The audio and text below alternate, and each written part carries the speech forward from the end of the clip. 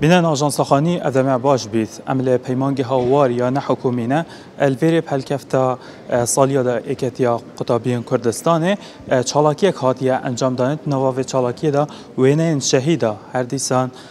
او زاروکین شهیدا وینن شهیدا هات ندانانه و هر دیسان زاروین شهیدا دهنه خلات کرده دگل من دا رفبر پیمانگی ما مستسرور مصطفی ها مصطفی اگر کردم که وی بحث که مرم اوی چالاکیه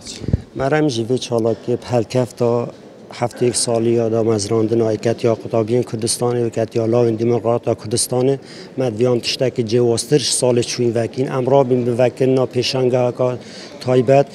بوان شهیدا او که زارو که توانا ما مستا قطابیل دفمه مدویا رزگردن که تایبت وانا بکین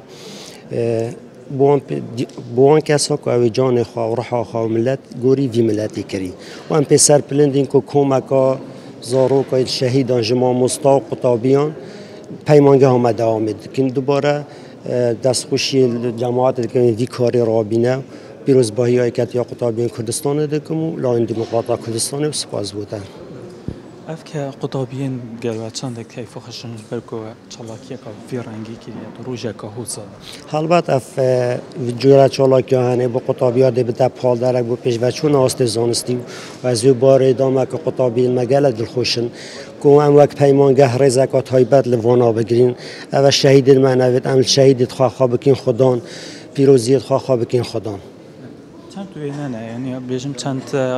قطابین زاروکین شهیدات گلودن هر دیسان چند تویینه هات نده. پتر سهوینانه یه زاروک شهیدا ما مستا قطابین الپیمانگه همه.